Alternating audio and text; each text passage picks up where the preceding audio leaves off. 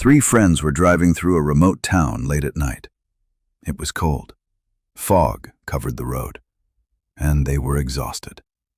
Then, out of nowhere, they saw an old hotel glowing in the darkness. They checked in, spent the night, but the next morning, one of them was gone.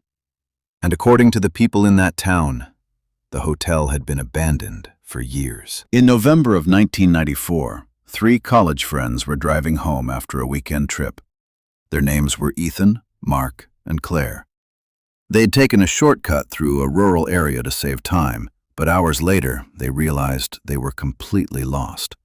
No gas stations, no traffic, no phone signal, just endless road and forest on both sides. Just when they thought they would have to sleep in the car, they saw it. An old roadside hotel standing alone near the edge of the woods. The sign outside flickered weakly.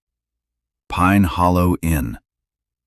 The building looked old, almost forgotten, but there were lights on inside, and in that moment, it felt like their only option. Inside, the lobby was strangely quiet. An elderly man stood behind the front desk. He barely spoke. He didn't smile. He simply handed them a key and told them breakfast would be served at 7 a.m. Claire later said something felt wrong the moment she saw him. His eyes looked empty, like he had been waiting for them. That night, none of them slept well. Mark said he heard footsteps outside the room. Claire heard whispering through the walls. Ethan claimed he woke up around 3 a.m. and saw someone standing outside the window, staring in. But when he looked again, the figure was gone. The next morning, Claire was gone. Her bed had not been slept in. Her bag was still in the room. Her shoes were still by the door. There was no sign of a struggle, no broken window, no blood. She had simply vanished. Ethan and Mark rushed into town looking for help. But when they told locals where they had stayed, everyone reacted strangely. Some people went silent. Others looked confused. Then one older woman finally said something chilling.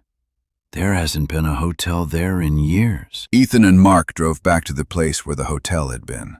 But when they arrived, it was gone. The parking lot was empty.